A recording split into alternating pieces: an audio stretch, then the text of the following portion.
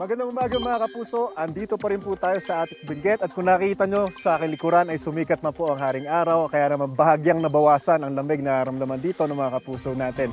Mga kapuso, babalikan po natin ang panayam kay Chief Meteorological Officer ng Pag-asa Baguio na si Larry Esperanza patungkol pa rin po sa patuloy na paglamig dito sa Baguio City. Magandang umaga po Sir Larry Esperanza. Yes, magandang umaga kasamang Anjo. So Larry, ano pong naitatalang temperatura ngayong umaga sa Atok at sa Baguio? Actually, mataas po sa ngayon, 14.6 yung naitala nating minimum temperature dito sa ating station dito sa Baguio City.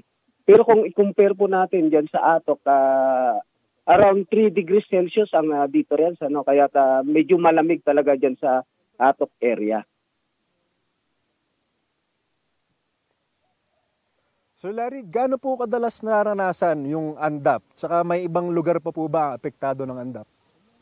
Well, yung mga andap, yung tinatawag nating frost, nangyayari yan sa mga high altitude, katulad nga ng Atok. Pero dito sa ating, sa Cordillera, marami ring mga ganyang insidente, pero karamihan kasing naitatala dyan sa Atok dahil nga sa napakalamig na temperatura, dulot ng itong northeast monsoon o yung tinatawag nating amihan. Opo, tama po Sir Larry. Pero may paraan po ba para maiwasan ito ang andap? Kasi ang dami na pong naapekto ang magsasaka eh. Actually, natural phenomena yan, dulot nga ng ating tinatawag na northeast monsoon or yung amihan.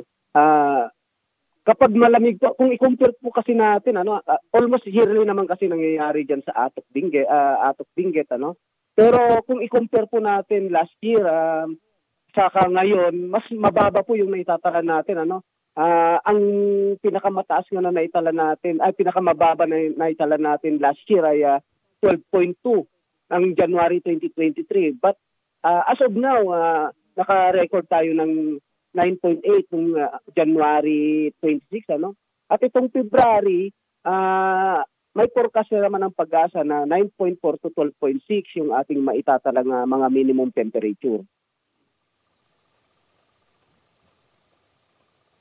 Maraming salamat po Sir Larry Esperanza, ang Chief Operations Meteorological ng Pag-asa Baguio.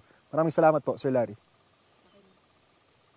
Igan, mauna ka sa mga balita. Mag-subscribe sa GMA Integrated News sa YouTube. Sa mga kapuso abroad, subaybayan nyo kami sa GMA Pinoy TV at sa www.gmanews.tv.